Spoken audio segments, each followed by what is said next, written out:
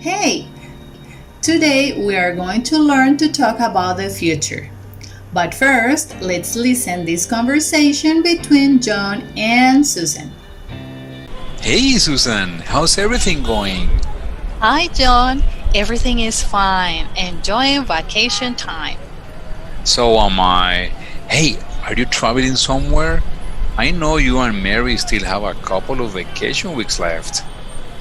Well, I think we'll travel abroad. Oh, great. Where will you travel? Europe or maybe Asia? I guess we'll travel to Germany. Our brother lives there, so the accommodation will be cheaper for us. Absolutely. It's a great idea. In addition, I'll tell him if he can join us in a tour around Europe, because he has many friends there to visit. But he will need to ask for some days off at work, I suppose. So it will be a family trip then. Yes, I know. In fact, I imagine that it will be a good idea to invite Mary's boyfriend with us. But please don't tell her. I would like to surprise her if he says yes. Oh, that sounds exciting. You love your sister so much. It'll be a great surprise for her. I know she'll be extremely happy. Sure, she will.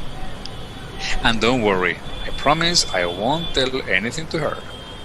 Hey, let's hurry. It's not cloudy now, but I know it will rain. I don't want to get wet. Let's go.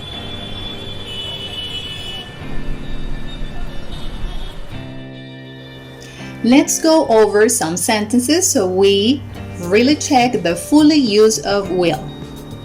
First, in here, they are showing that something was expressed spontaneously. Second, if you notice, here they are making a prediction, but there was no evidence. And finally, he expresses a promise that we don't know if it's going to be accomplished.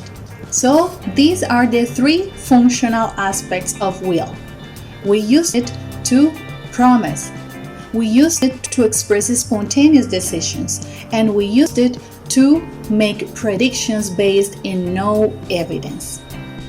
Remember that the use of expressions like I guess, I think, or probably show uncertainty. It means that your plan is not ready yet. Want to know a little bit more about will? Go to this link. So now I'll invite you to watch the second part of the conversation. So click in the following video.